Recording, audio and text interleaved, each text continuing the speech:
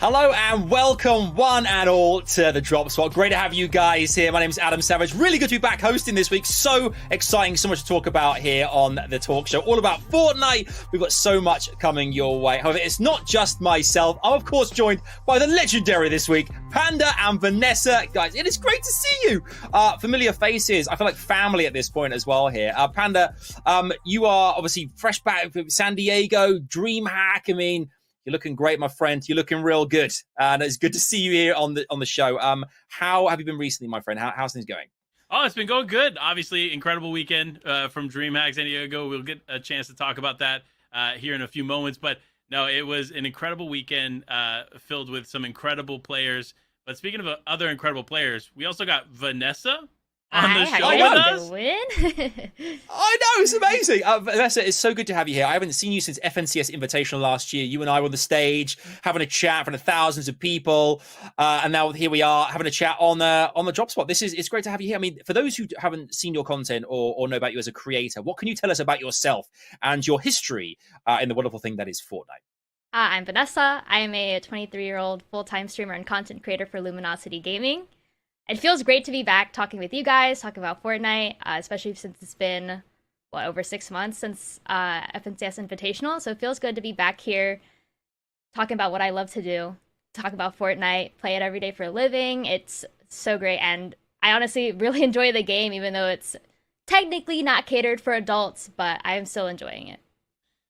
Whoa, wait a minute. Hold on. Listen, I think we can all agree here, all the three of us, we're adults. And I think it's catered to me. I mean, have you seen the kinetic blade? How do you think that's how this old man gets around the map? And you're right. You know, I have to pinch myself sometimes. We're talking about Fortnite, and this is our job. It's the best job ever. We're loving this. It's great to have you here, Vanessa, Panda. We've got so much to break down for you guys here as well. Topics for tonight. We must talk about the 24.20 update, the 24.20 update. Very recent, last few days here. Cash Cups, including FNCS in just a few hours' time, it kicks off. Creative 2.0 maps, and of course, Dreamhack, as Panda mentioned as well here, a front row seat he had. We'll talk all about that very shortly as well here. But let's dive right in to 24.20, the update that has set the world alight. It's great to talk about this. We've seen brand new ODM, Mythic ODM gear, added to the game here. This could really change things up. Super exciting for players around the world right now. Panda, big game changer this, and one that is really, really worth talking about and highlighting, because with FNCS a few hours away as well, this is massive for our players. I mean, look, if you're a pro player and you're getting ready to compete in FNCS and you haven't been practicing or trying to work in the ODM gear, you're definitely going to find yourself falling behind, because this has been an incredible change to the game and the pacing of the game as well. Remember, up until this point, we had the kinetic blade, and that's how players were able to kind of move around the map. But now this new item not only allows you to move a lot more efficiently, in my opinion, it also gives you a side weapon, essentially, to create some pretty massive damage and break builds. So with an item like this in the game, you may see teams shifting in week 2 and 3 towards all in on this item, because week 1, there may not be a ton of time to practice and change the way you drop ahead of it, but week 2 and 3, you're going to see it be a pretty big factor in a lot of teams' gameplay. I know I'm sure there are a lot of pros practicing in scrims right now how to use it, and even though it is good stacked endgame practice, I'm sure after FNCS week 1, people are going to VOD review, they're going to see how other teams are using it to their advantage that they have probably been keeping a secret, so other teams don't use it yet. But maybe for week 2, week 3, people are going to make some changes of how they play endgame, or they might even switch up their drop spot to land on those ODM gears so they can have a better endgame experience. Yeah, I'm really excited to see how it really affects, the POIs drops as well, because, players, I mean, there must be some as well, Panda, here, who obviously want to utilize the kind of the new things that they have available to them, the Mythic ODM, as we mentioned here, and want to use the gear. However, there is such a big, massive another area of Fortnite where, away from those items, where do you think our players will be focusing more on that side of things and how they play the game usually, regardless of anything new added to the game? Or is it truly vital that you must kind of master this to a degree, because it is going to be such an influential factor come FNCS starting very soon? Well, when you look at where the ODM gear lands across the map, there's only one area that doesn't have a significant amount of them, and that's that snowy biome up towards that northeast side. So essentially there are a few that still land there, but not as many as other places on the map. So we're going to see teams focusing on trying to get that at least in the beginning. But again, with all the strategies not necessarily completely created quite yet, I don't think we'll see it make a dramatic impact in week number 1 like we will in 2 and 3. But if you're ever going to want to watch a team that can pick up on a new item fast, it's going to be Seti and Cammy. These two genuinely know how to take anything that's added new to the game and run with it quick. So I wouldn't be surprised if we see them do some big things with the ODM gear going into FNCS week 1 for Major 2. So that's definitely one team I'm going to be paying close attention to once it comes to that gear. But I think there's some other additional changes, like the Jelly Ogler augment that has been removed. We also got to talk about kinetic blades too. There's a new rarity of kinetic blades, making them more accessible across the map, Vanessa. Yeah, the blue rarity is really nice to teams that aren't landing on the bottom right half of the map, where they are very much easier to find because they just spawn right there. And anyone that's landing on, like you said, the snowy side that doesn't even have the ODM gear, they have a better chance of finding the blue rarity katanas, so they have the 2 slashes to rotate around the map. Yeah, we know how vital having the skill set around rotation is in general, but it's going to be great to kind of see the POV of players when so many of them are going to be descending using different blades and ODM gear to get into the kind of the final kind of phase of the storm. I can't wait to see what the OBS team managed to capture from these competitions, because it's going to look amazing, Panda. Oh, it is. Trust me, I know the teams there. I mean, they're going to be doing some work to get some really incredible shots going into week 1. So I'm pumped to see the weekend come to fruition. And honestly, I think there's some teams that you kind of have to learn from going into the weekend that are going to figure out these items, and then other teams are going to pick up on it in week 2 and 3. Yeah, like how I had mentioned with the scrims and the VOD reviewing after week 1, people are really gonna... There are certain teams they've got their eyes out on that are probably like, oh, this is who I need to learn from. Or even like cross-region, people are probably going to VOD review. Anyone on NA is probably going to VOD review EU pros, especially because in the Fortnite competitive scene, EU pros are some of the best. So they're going to VOD review who they think is landing their spot or is playing the meta correctly. And they're going to learn and they're going to implement as fast as they can on their region. Yeah, I can't wait to see exactly what happens. And as we said, it's out there right now. The update 24.20 is there to enjoy. Go and do so, because it's great. Really adds a lot, another layer to the game as well. Let's talk about duo cash cups. I mean, this is a big thing. Yeah. Obviously, you mentioned FNCS. We're going to get really deep into that very shortly. As we mentioned, it's happening so soon. But duo cash cups here as well. What are some of we love storylines here, don't we, Panda? We love storylines and kind of knowing what's happening between our players, and the narratives is ever changing. What's been happening in cash cups recently?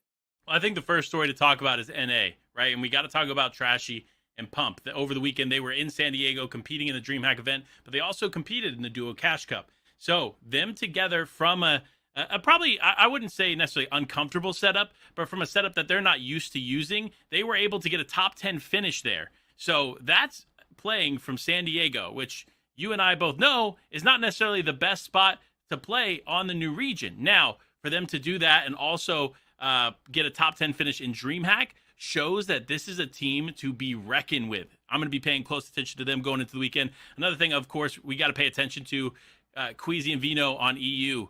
Their dominant run here in these dual cash cups has been something to mention, but we saw this in Major 1, ahead of Major 1 in FNCS, and they didn't quite have the performance they expected. So these are some stories that we got to pay close attention to, because we're just a few hours away before FNCS starts. Yeah, I know people are really looking forward to seeing Trashy and Pump compete. And with their really good placement in San Diego, I mean, I, for one, know how uncomfortable it is to not play at my own setup, because I'm used to how my arms are positioned, how I'm sitting, how close I am in my monitor, especially when there's the pressure of people watching you in person as well at Dreamhack. So you already know that they're ready to dominate the leaderboard, they're ready to perform their best, and I'm excited to see how they perform in these upcoming weeks for FNCS. I'm really excited. I mean, the great thing about Queasy and Vino as well, I had the chance to chat to them at Invitational last year, and after that kind of epic Game 12, Cami and Seti, and the aggression, it was a fantastic moment competitively. But you kind of saw that they kind of like it didn't work out for them in that situation, but they wanted to push forward from it. I think, as you mentioned, Panda as well, but the likes of Queasy and Vino having not achieved what they wanted to, maybe in the last major. I think it will give them a lot of like wind in their sails in this next one. The kind of characters they are, I think it'll be really interesting to watch them, because I think they'll have really worked overtime to ensure that doesn't happen again. Yeah, they've definitely made some adjustments, and you can tell from the first few weeks of these duo cash cups and stuff, they have made some pretty significant changes to the way they play the game. Plus, they're landing Kenjutsu Crossing, so one of the new areas on the map here for Season 2. So you definitely have to pay close attention to what Queasy and Vino are doing, because they've definitely made the right changes going into FNCS Week 1. So curiously enough, they'll probably have a top 5 finish, in my opinion, going into EU this weekend. But it really is about how consistent they can remain going into the grand finals.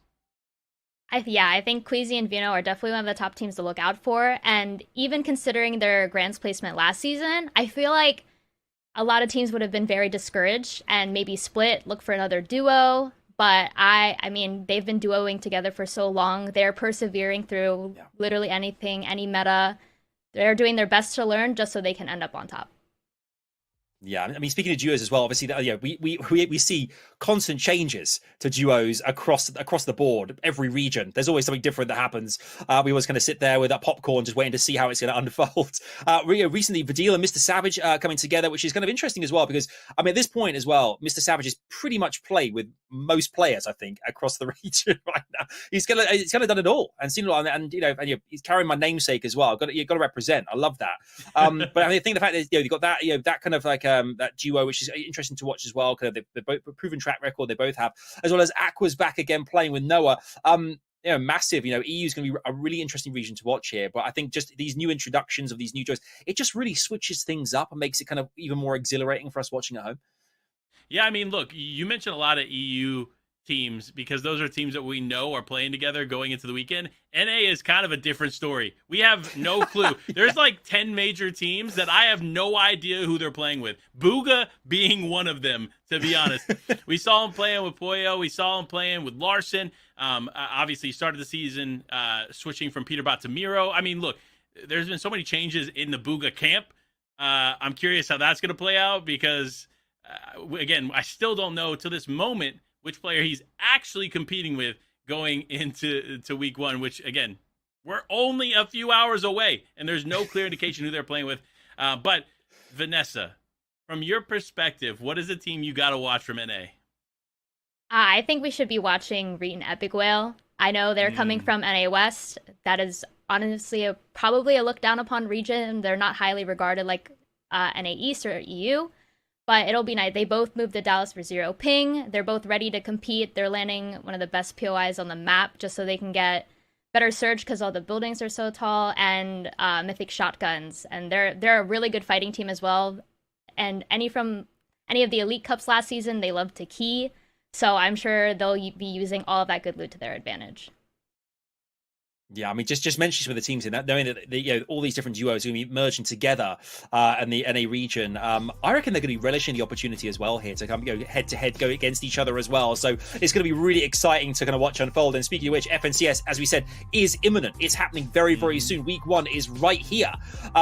Interesting as well. Obviously, the format as well is really exciting because players want to get through as quick as they can, because as the weeks go whittle on, it gets tougher and tougher, and there's more pressure on players, and that's where experience really comes in here. But let's talk about FNCS, Panda. I mean, what do you think is going to happen this season? Lots of change. Obviously, the maps changed considerably as well, obviously, as well as teams. But it's going to be a really exciting major. No, it is, and we got to talk about some changes to the way that FNCS even works, because last season in Major 1, it was divisional cups. You make your way to elite cups and an elite ranking, and you can compete in FNCS. Now that has changed. So all you need is to get to Champs League in Arena, which is a much easier task to do. So we're going to see a lot more players than ever competing in week 1, 2, and 3. Now, the way that these first 3 weeks of qualifiers work is there is a series leaderboard that you are putting points on week after week.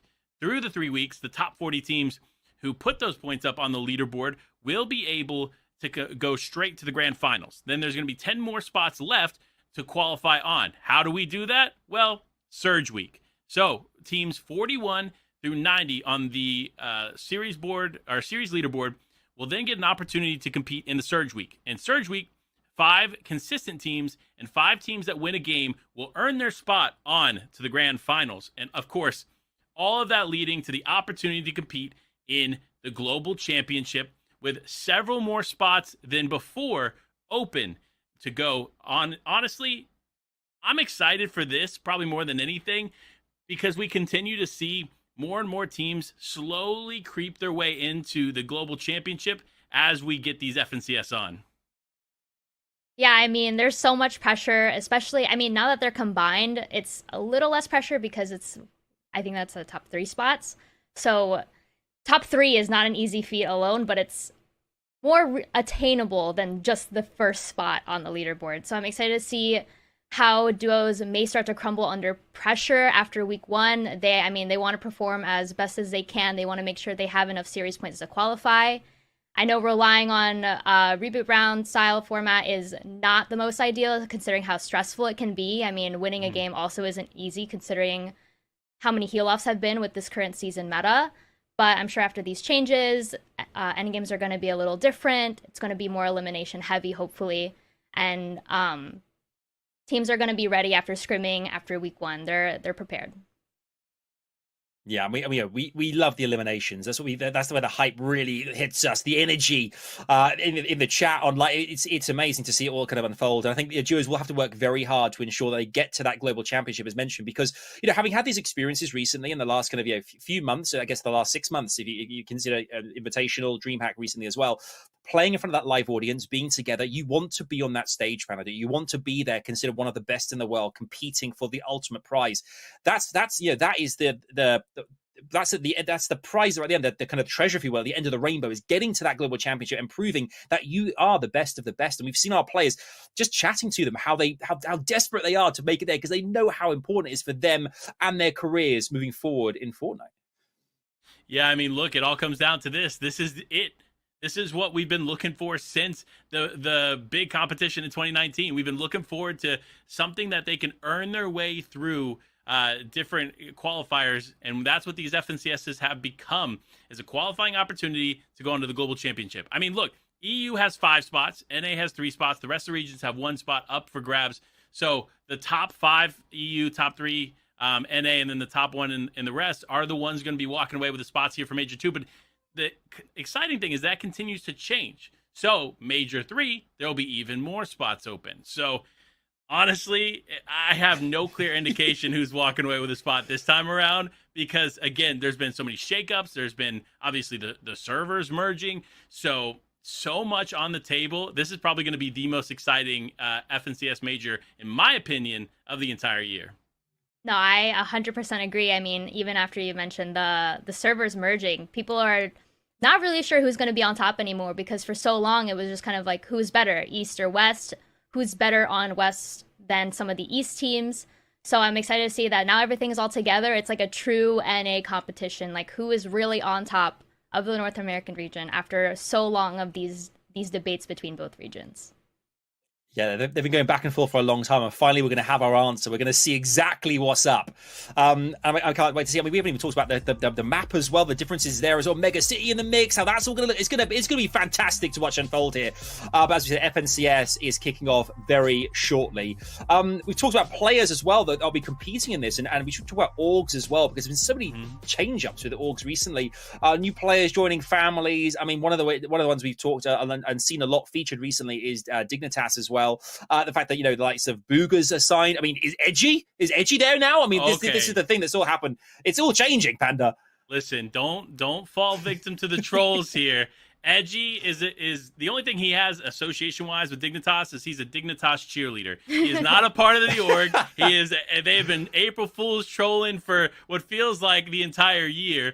So don't fall victim here, Adam, because he is not a part of the team officially. But there's a lot of teams stepping up. Like you mentioned, another team, PSG TNA. We just saw them pick up Blake, Jaith, and more. So big pickups from them. And we saw them go out to Paris.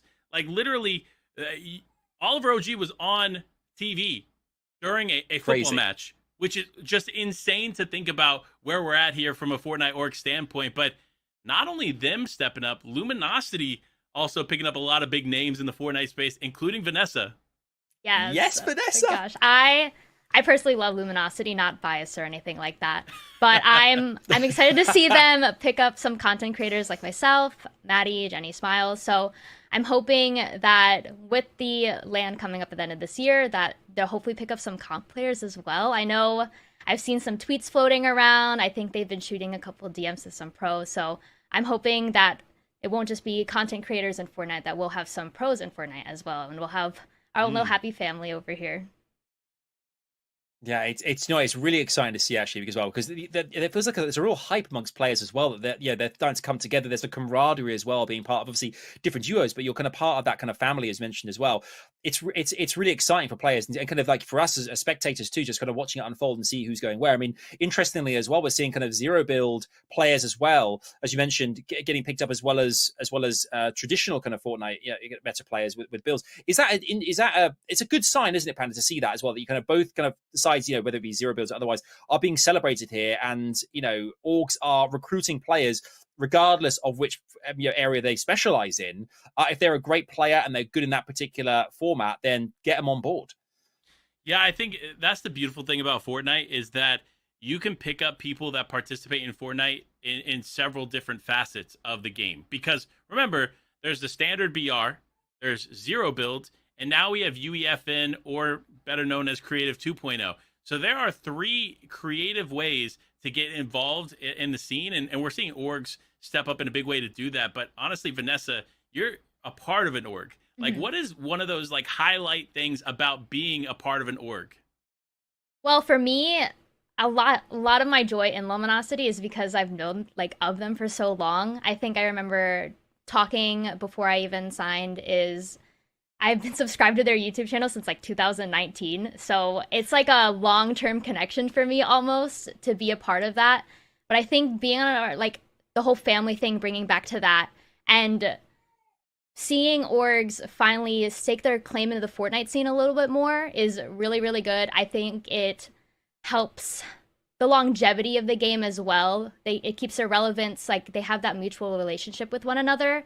And it makes me happy to see Dignitas come into Fortnite recently after not being in it for so long, and then picking up really, really big names like Booga, Ozzy as well. I mean, he's not a comp player, but he is so involved in the competitive scene. And I mean, TNA has been rooted in Fortnite competitive for so long, and I think them branching out and grabbing Jaith for zero build was a really, really smart decision, especially because I know Jaith is so passionate about zero build and creating content out of it as well. Yeah, I mean, for you personally as well, I mean, is there something, a specific element that you personally were like, okay, I love the fact that they're able to do that and support me in that particular way, be it, through socials, branding? I mean, what for you was kind of a real kind of game changer? You were like, yeah, this is the one for me. I know the family aspect's important, but was there something particular you were like, that's a really good thing to have as being part of that particular organization? I'm really pleased that they kind of are kind of adding that to the support for me and my kind of time in Fortnite. I think one of the things they told me when I was on a call was that they want to help connect us to other games. They want to help us connect to each other as well. And I think that was really, really smart. I mean, as much as we are a family on the Fortnite side, I do want to connect with all of the creators, all of their competitive players, and just the interaction that I have with everyone. I just feel like it helps benefit me in the long run, helps benefit both of us. I love being able to not just feel like a member of a team. It feels like we're connected, we're helping each other out. We're helping each other out with content as well. We're helping each other in the Fortnite scene. We've been doing a little bit of content behind the scenes with Fortnite. Different ideas that I wouldn't have thought of myself. So we just feel like two sides of a brain coming together. I love that. And I think massive congrats as well, because it's so great hearing you speak so positively about it as well. So GG's, that's amazing. And one of the things you talked about as well there, Panda, was the different areas in which creators now are specializing. One of those things is Creative 2.0 maps. I've had a chance to play a few this week actually, and I have been loving what I'm seeing. I for me personally, one that I really found with the other day was a map called Scary Doll. I don't know if you guys have played this or not. Oh. It's kind of like a oh, dude, it's like ultimately I'm being chased around by a puppet in dark corridors, music blaring in my ears every time it comes near. I mean, it petrifying. But I love the fact that it's that experience of like, this new kind of area, new way in which the entertainment, if you will, is kind of being produced by creators out there. And I mean, I don't know whether it was RNG or not, but the jump scares to me were on the money. I loved it. It was brilliant. But we're seeing loads, aren't we, Panda? Like there's really starting, this kind of entire scene is really starting to develop now. It's only been a month or so since it first kind of came. UEFN was released, and already it's so promising. I mean, we've seen quite a bit already come out of UEFN, which is pretty exciting. To me, this is probably one of the most game-changing tools that you're going to find in any game ever, right? Unreal Engine is one of the main tools used to create games, period. So to see a specialty Unreal Engine created for Fortnite and kind of like living in the world of Fortnite is so exciting. But on top of that, obviously, you got maps like Reboot Royale, bringing that nostalgic feeling of the early days of Fortnite. You have things like there's a good example. There's this dragon map, right? And they showed it in the showcase, but until you actually go in the game and experience it, it's just insane. The quality is incredible, and the fact that you can build full-length games inside of Unreal Engine FN, like it genuinely is groundbreaking. I know I've been playing around with it a little bit and seeing what you can actually do. I know Squatting Dog, he was on DropSpot last time. He just worked on a UEFN map. So there's some big things in the works, and it's just incredible, the possibilities. And we haven't even scratched the surface of what UEFN can look like in the Fortnite scene. I think UEFN is just, like you said, like game-changing, deal-breaking, honestly. I think it's just such a different way to experience Fortnite itself. And I know there were like creative maps prior to UEFN, but with the really high detailed graphics that you can bring, it's just an entirely different experience. And for once, I'm playing the game off of performance mode. I get to see it so much differently. The lighting looks amazing. Like everything looks top notch, and I'm excited to see what creators do, because like you said, I mean, it's only been out for a few weeks already, but people are coming out with amazing maps. But hopefully within the upcoming weeks, months even, people are gonna really release things that are gonna blow everyone's minds. Yeah, I mean, I took my my little boy to a gaming exhibition recently to look at like the history of games as they've evolved over time, and I was looking at different maps, and I was thinking about now having the tools at your disposal, that my young lad can actually create his own kind of game, and this kind of using this engine is absolutely unbelievable. Kind of like it's and seeing it evolve as we've seen players over time, Panda, as well, who have obviously developed kind of in the game as as pro players. But imagine when when the kind of like the creators start to get a real kind of feel for the tools. As Vanessa was saying there, as time goes on, we're going to start to see some incredible things. And there's me kind of getting really gassed about kind of a horror map I played for 10 minutes.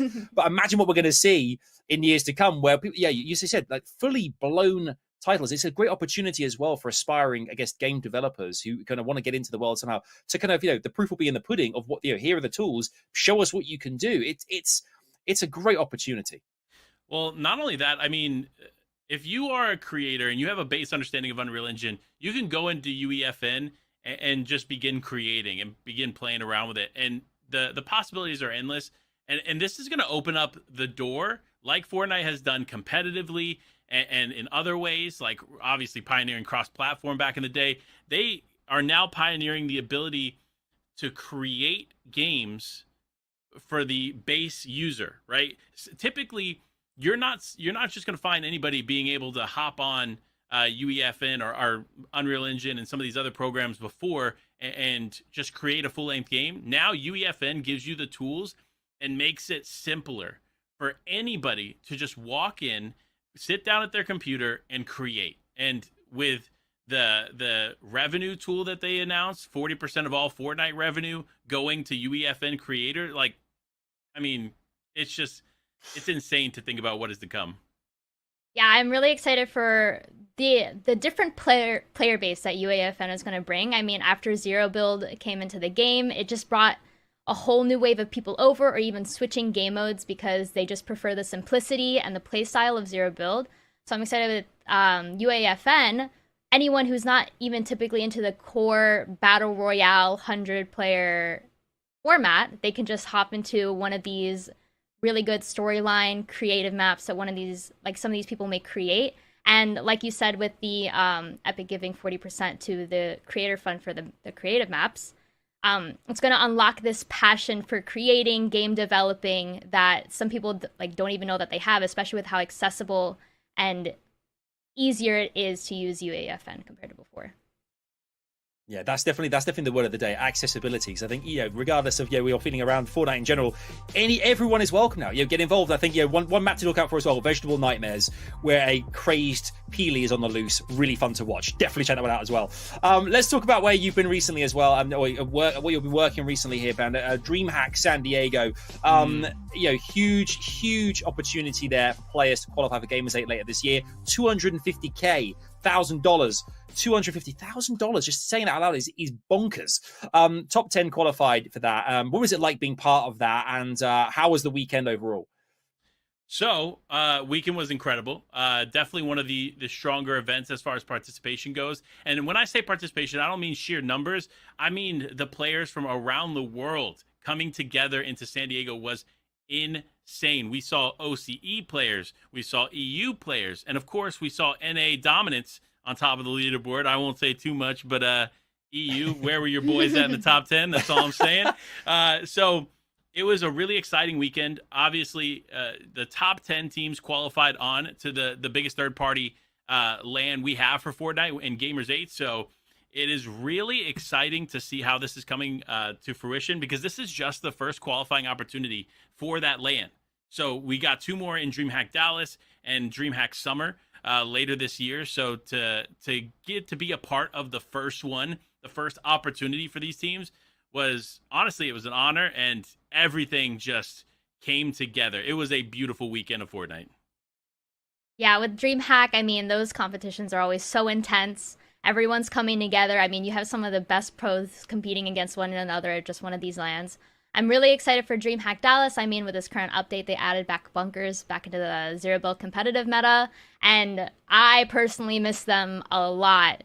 Just the bubbles are not for me, so excited to see how people bring bunkers back into their meta, back into their loadout, how they use them strategically along with the bubbles, because I think the combination together is really, really powerful. And I think it's a little less RNG when you're not like relying on the side of a hill for your cover and maybe like a 20-second bubble. So it'll be really nice to see how the leaderboard switches up a little bit based on the possibility of bunkers or even picking them up off of someone's body. Yeah, I mean the crowd as well. I think players as well, like kind of spectators as well as the players. The format in general has been really welcoming for a lot of players, I think, as well, who maybe lost touch with the traditional Fortnite. Zero Builds are their way back in again now, and you're seeing this huge boom in spectatorship and kind of and player base as well, getting fully back into this mode here. Did you find that as well, Panda, watching this as well? That, I mean, Zero Builds, what is it about it personally that you really enjoy watching and playing in Zero Builds as well? Yeah, I'm going to be honest. When it comes to Zero Build, and it comes to these highly competitive games like we saw over the weekend, it creates a more chaotic viewing experience, which in my opinion just makes it more exciting. I mean, it was, in my opinion, some of the best Fortnite we've been able to commentate over ever, because these final moments are so askewed, like everything is happening so quickly. And while we're typically used to that in the standard VR, Zero Build brings this element of chaos, which just feels more natural to what Fortnite is, which is why it's so exciting to watch. But some big names qualifying over the weekend, and one team I really want to talk about, because you talked about the viewer experience and the viewers being hyped from the location, is Source and Notch qualifying on in the top 10. Source's dad was DMing me the entire time as the competition is going on. He's like, there he is. He's in the final moments. He won this game. Like, you can tell that they are genuinely excited to be there in person and experience this in front of not only their families, right, but people, spectators, and genuine fans of these players, because, again, it was some of the biggest players from across the world all competing in San Diego. Yeah, and I think touching back to the families, I think when you have your kid at home playing Fortnite, like cooped up in their room, you don't really know what's happening. But when they're younger and you want to travel with them, you get to see everything that's happening in person. It kind of brings a different perspective. They finally seem to understand a little bit what's happening. They get to see the hype from everyone else. I feel like it creates a little bit more of a connection from the parents to the kids so that they can really understand like the passion and the opportunity that can come from it. Because I mean, first was what, like I think $40,000. Like that's not a little bit of money whatsoever. Like they can make a very sustainable living and income off of this as well. Yeah, 45K on the line, first place. I mean, Adam, you would be excited to walk away with 45K. Am I right? I would not turn my nose up a 45K, my friend. I would enjoy every single cent of that money, 100%. I mean, I think that's you make some great points there, guys. I think it's really important as well, as you said, like, to kind of have that. It's an entry point, isn't it? We talked about before, like, players coming back to the game, finding the game, but you're right, families as well, kind of finding a way to kind of understand the game more and kind of kind of really integrate themselves into it and kind of get a feeling for it as well, which is really exciting. And Vanessa, I want to ask you as well. I'm putting on the spot here, but what is it about zero builds that you have found that you at the beginning that you're kind of you've changed the way that you play zero builds in the time that it first came out and to now? Is there anything you've kind of learned on the way that you think is a really important thing that you've developed over time? You've gone, I'm so much better now than I was because I've changed this one little thing. Is there anything that sticks out to you? I think playing confidently is key. I kind of learned that playing in WOT events, which are all women's tournaments hosted by eFuse. I think knowing that you have the skill to compete well, I think you have to play confidently. I think that works for any pro player, like playing in FNCS. Like you have to play confidently in your fighting and your aiming. That's always seemed to work out for me. And when I play with my teams for WOT, I GL for zero builds, and I typically just go about it confidently. Like if there's a spot I want to be, I'm typically like grief it so we can take it. I think that's just something you have to learn by playing, especially I know there's a lot more pressure when you're playing against like really high skill players, like pro players, but if you have that confidence, I'm sure you will perform well.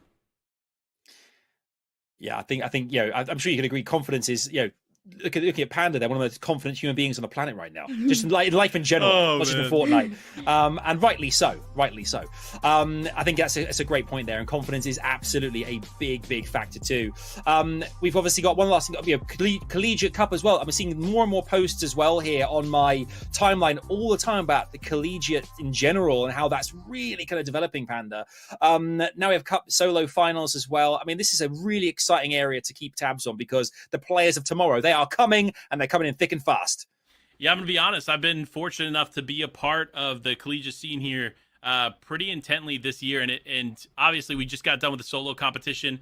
And of course, AV, of all players, AV making a comeback in the solo name. For those of you at home that don't know, AV was one of the only FNCS solo champions ever. So to see him pop up in Collegiate Cups and win was honestly pretty exciting to get to watch and break down, of course.